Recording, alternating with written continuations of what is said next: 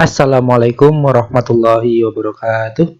Alhamdulillahirabbil alamin. Wassalatu wassalamu ala Rasulillah wa ala alihi washabihi ajmain. Amma ba'd.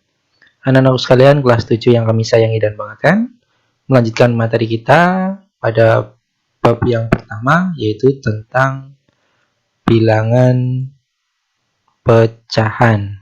Setelah kita sebelumnya telah belajar tentang bilangan bulat, sekarang kita menginjak materi berikutnya, yaitu bilangan pecahan. Materi yang sudah tidak asing lagi bagi kalian, karena insya Allah kalian semuanya sudah menerimanya ketika kalian duduk di bangku SD. Oke, kita langsung saja bahas tentang bilangan pecahan.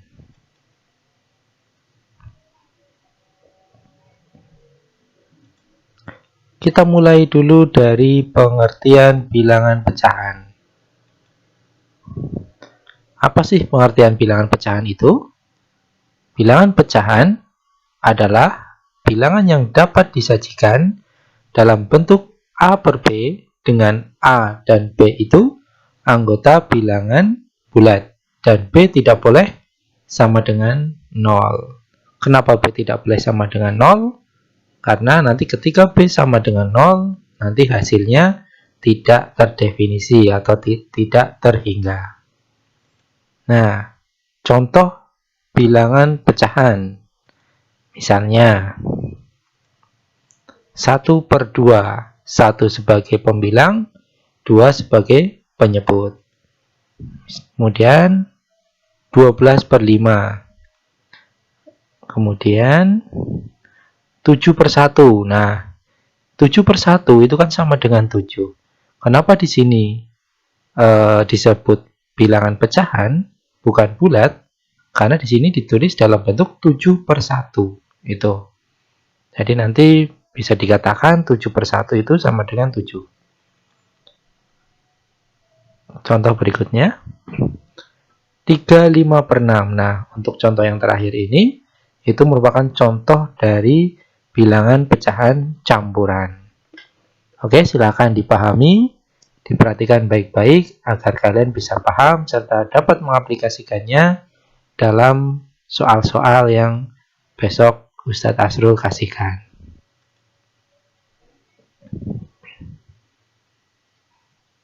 Berikutnya, membandingkan dua pecahan. Nah, dulu kita sudah mengenal di SD.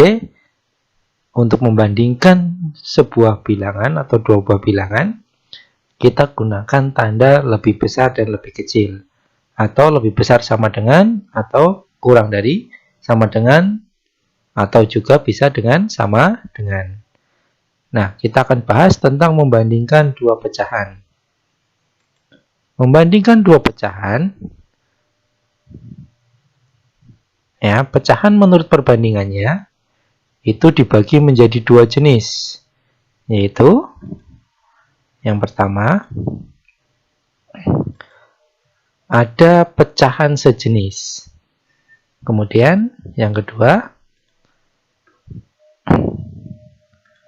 ada pecahan tak sejenis. Nah, dalam membandingkan dua pecahan ini dibagi menjadi dua, yaitu yang pertama ada pecahan sejenis, kemudian yang kedua pecahan tidak sejenis. Nah, apa itu pecahan sejenis dan pecahan tak sejenis? Kita akan bahas di slide berikutnya. Silakan perhatikan baik-baik agar kalian bisa memahami dan mengaplikasikannya ke dalam soal.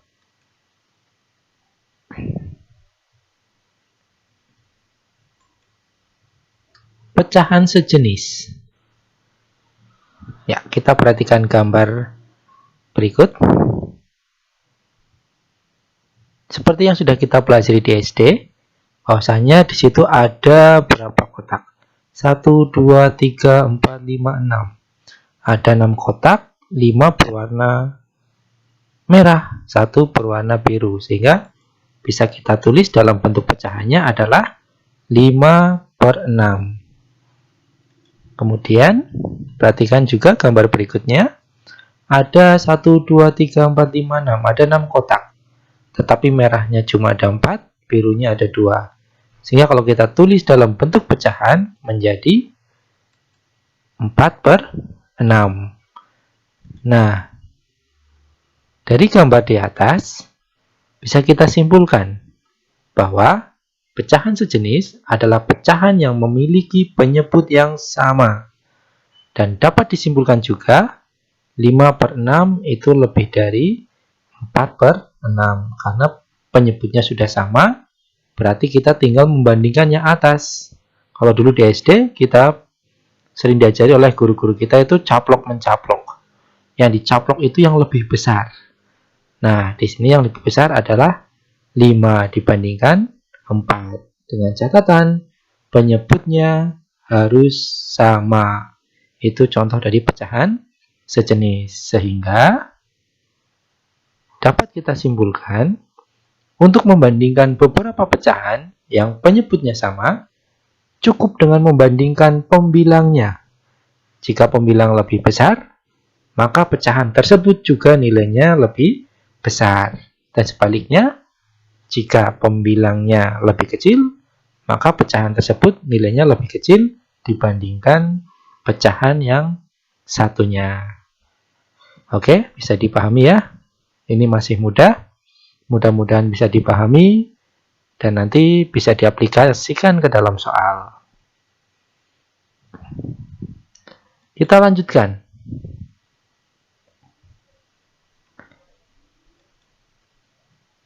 Kita lanjutkan ke pecahan tak sejenis. Pastinya kebalikan dari sejenis ini.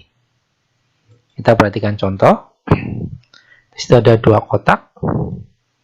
Berarti bentuk pecahannya adalah 1/2. Kemudian di situ ada 3 kotak. Yang merah ada 1, yang biru ada 2, sehingga bentuk pecahannya adalah 1/3. Nah, di sini kita lihat yang pertama itu penyebutnya 2, yang kedua penyebutnya 3. Nah, inilah salah satu contoh pecahan yang tidak sejenis. Nah, bagaimana cara membandingkannya? Cara membandingkannya adalah dengan cara kita menyamakan penyebutnya. 2 dan 3, kita akan mencari FPP-nya. Bilangan berapa yang terkecil yang bisa dibagi habis 2 dan 3. Ternyata ada 6, sehingga 2 biar jadi 6 dikalikan 3, sehingga atasnya juga harus dikali 3. Sehingga 1/2 itu nanti akan sama dengan 3/6. Kemudian yang sepertiga kita juga akan rubah menjadi 1/6. Penyebutnya 6, sehingga hasilnya 2/6. Nah, di sini kita lihat 3/6 dan 2/6 itu sudah sejenis karena penyebutnya sudah sama, sehingga sesuai aturan yang tadi yang pertama sudah kita bahas, maka setengah banding sepertiga itu lebih besar setengah. Nah, dari gambar di atas bisa kita simpulkan bahwa setengah itu lebih dari sepertiga. Itulah cara membandingkan pecahan yang tak sejenis, yaitu dengan cara disamakan penyebutnya terlebih dahulu atau dijadikan ke dalam pecahan sejenis. Sehingga dapat kita simpulkan, untuk membandingkan beberapa pecahan yang penyebutnya berbeda adalah dengan menyamakan penyebutnya terlebih dahulu, sehingga pecahan tersebut akan menjadi pecahan sejenis. Sehingga kita tinggal membandingkan pembilangnya manakah yang lebih besar. Itulah yang akan kita caplok itu ya. Oke, silakan dipahami, diperhatikan agar kalian bisa memahami nanti ketika soal ini diaplikasikan ke dalam soal. Oke, kita lanjutkan. Oke, berikutnya mengurutkan pecahan. Mengurutkan pecahan sama halnya dengan membandingkan beberapa pecahan jika penyebutnya sama atau sudah sejenis maka kita tinggal mengurutkan pembilangnya saja. Namun, jika penyebutnya berbeda, maka kita harus menyamakan penyebutnya terlebih dahulu. Sama halnya kita dengan membuat pecahan tak sejenis menjadi pecahan sejenis. Mari kita perhatikan contohnya. Perhatikan contoh berikut. Urutkan pecahan di bawah ini dari yang terkecil. Setengah, 3/4, 2/3. Kita jadikan sejenis menjadi, karena penyebutnya di sini ada 2, 4, dan 3, FPP atau faktor persekutuan terbesarnya yaitu 12. Sehingga 2 biar jadi 12, kita kalikan 6, sehingga atasnya dikalikan 6. Sehingga menjadi 6/12, kemudian 4, biar jadi 12 kalikan 3, atasnya kalikan 3 jadi 9, 3 biar jadi 12 kalikan 4, atasnya kalikan 4 menjadi 8, sehingga ini sudah menjadi pecahan sejenis. Sehingga kita tinggal urutkan 6, 9, 8, mulai dari yang terkecil. Kita mulai dari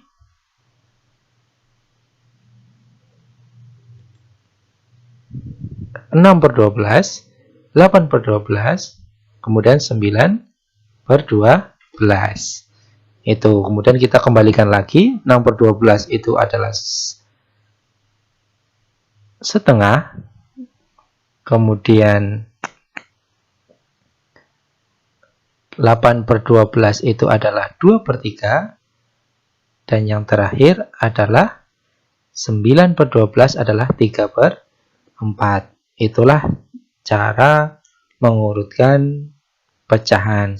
Jadi, caranya adalah kita samakan penyebutnya terlebih dahulu. Silakan dicermati baik-baik, dipahami, agar nanti kalian bisa mengaplikasikannya ke dalam soal.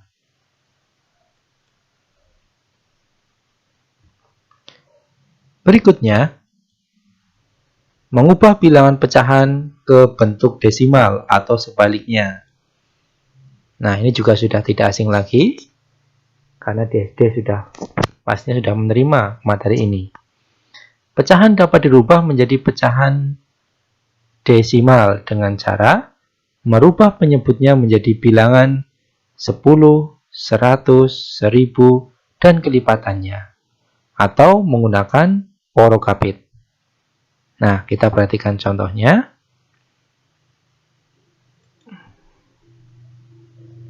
Ubahlah menjadi pecahan desimal. 2/5. Karena 5 ini kelipatan 10, 100, dan 1000, dan seterusnya, maka kita rubah ke 10. Maka bawah dikali 2, atas juga harus dikali 2. Sehingga hasilnya adalah 4/10. Sehingga bentuk desimalnya adalah 0,4. Ini masih mudah. Contoh yang lain.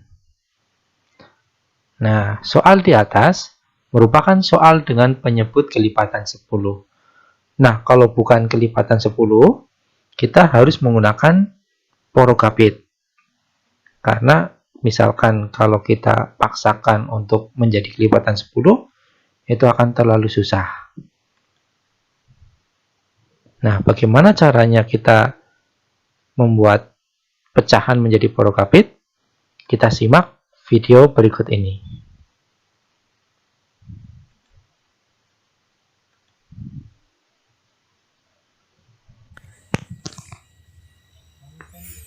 Ya, merubah pecahan ke bentuk desimal dengan cara porokapit. Kita perhatikan, misalkan ada 1/4. Kita akan rubah menjadi pecahan, atau kita rubah menjadi bentuk desimal menggunakan porokapit. 1/4 itu sama artinya dengan 1 dibagi 4. Sehingga bentuk porokapitnya adalah 1 dibagi 4.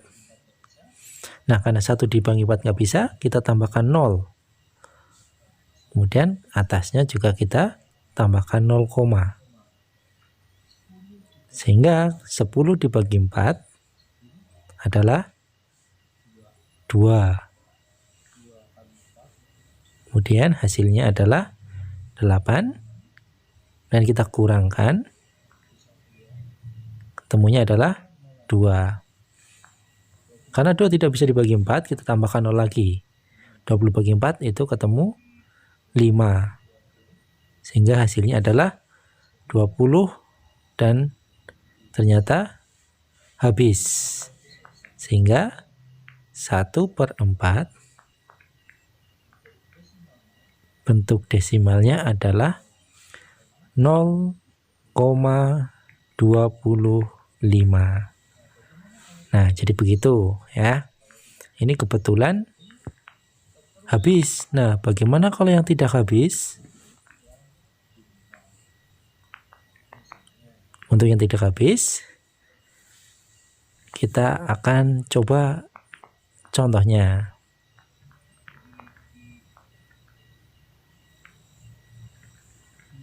Misalnya 2/3. Nah, ini ya, 2/3. Kalau kita tulis dengan porokapit, artinya 2 dibagi 3. Karena 2 dibagi 3 nggak bisa, kita tambahkan 0 seperti tadi. 0,20 dibagi 3 itu 6. Ketemunya 18. Kemudian hasilnya 2 lagi, tambahkan 0 lagi, ketemunya 6. Kemudian hasilnya 18, ketemunya 2 lagi, dan seterusnya 0,6666 dan seterusnya. Nah, karena ini tidak ada selesainya, maka kita akan sesuai perintahnya. Misalkan perintahnya 2 digit angka, sehingga 2/3 itu nanti akan sama dengan 0,66.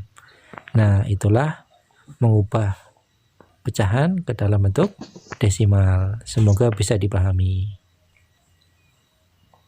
Ya, itulah tadi penjelasan tentang cara porokapit. Mudah-mudahan bisa dipahami, sehingga nanti ketika muncul di soal, kalian boleh menggunakan mengubah penyebutnya dengan kelipatan 10 atau menggunakan porokapit.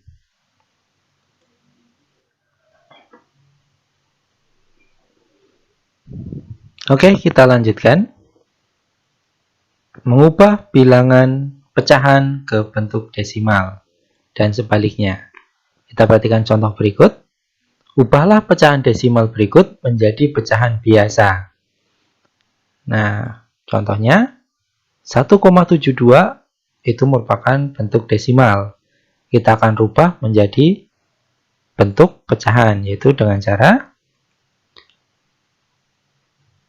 merubah penyebutnya sesuai dengan angka di belakang koma. Kalau angka di belakang koma itu ada 2 digit, maka penyebutnya menjadi 100. Kemudian kalau di belakang digit 3, berarti penyebutnya 1000. Kalau di belakang koma ada 4 digit, maka 10.000 dan seterusnya. Kemudian kita tinggal menyederhanakannya.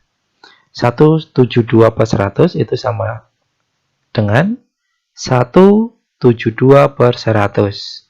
Masih bisa kita sederhanakan, sehingga hasilnya adalah 118/25.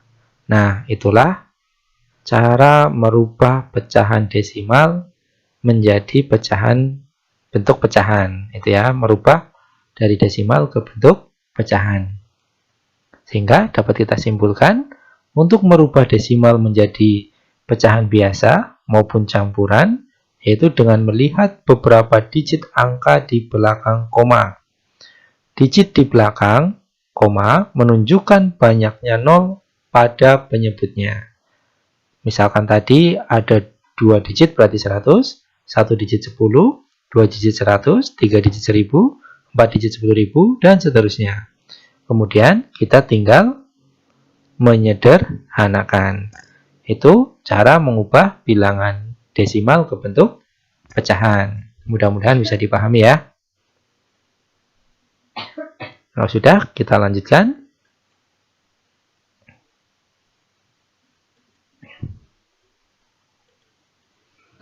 Mengubah bilangan pecahan ke bentuk persen. Perhatikan contoh berikut. Ubahlah pecahan berikut menjadi bentuk persen. Kita lihat contohnya. 9/10. Kita rubah ke dalam bentuk persen. Yaitu dengan cara membuat penyebutnya menjadi 100. Karena yang namanya persen itu adalah per 100. Sehingga 10 biar jadi 100, maka dikalikan 10. Sehingga bawah dikalikan 10, atas juga dikalikan 10. Sehingga hasilnya adalah 90/100. Ini kalau kelipatan 10. Nah, misalkan bukan kelipatan 10 bagaimana? Kita perhatikan. 9/100 menjadi 90%. Nah, perhatikan lagi. Misalkan 5/16. Ini bukan kelipatan 100. Sehingga, bagaimana caranya? Kita tinggal mengalihkannya dengan 100. Sehingga hasilnya adalah 500/16%.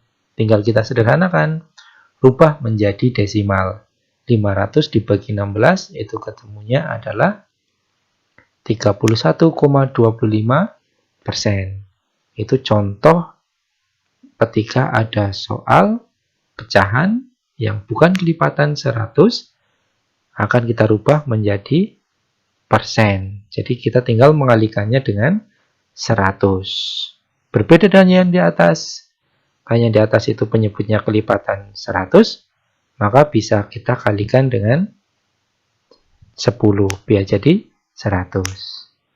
Sehingga dapat kita simpulkan, untuk merubah pecahan menjadi persen dengan membuat penyebutnya menjadi 100. Atau dengan kata lain, dengan mengalihkan pecahan tersebut dengan angka 100. Kemudian tinggal disederhanakan atau dibuat ke bentuk desimal. Itu mengubah pecahan menjadi persen.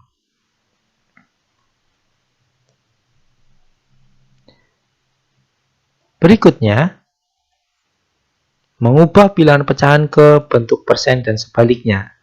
Nah, kita kita ubah dari persen ke bentuk pecahan. Ini sangat mudah ya, karena kita tinggal menyederhanakan. Perhatikan contoh berikut. Ubahlah bentuk persen berikut menjadi bentuk pecahan. Kita perhatikan 16%. Itu nanti sama artinya dengan 16/100. Tinggal kita sederhanakan menjadi 4/25. Selesai. Mudah ya. Contoh yang lain. 65%. Berarti 65/100. Sama dengan, kita sederhanakan, 13/20. Selesai. Sehingga dapat kita simpulkan, untuk merubah persen menjadi pecahan, yaitu dengan membuat penyebutnya menjadi 100, kemudian disederhanakan. Simpel, ini masih mudah. Silakan dipahami, dicermati, agar kalian nanti dapat mengaplikasikannya ke dalam soal.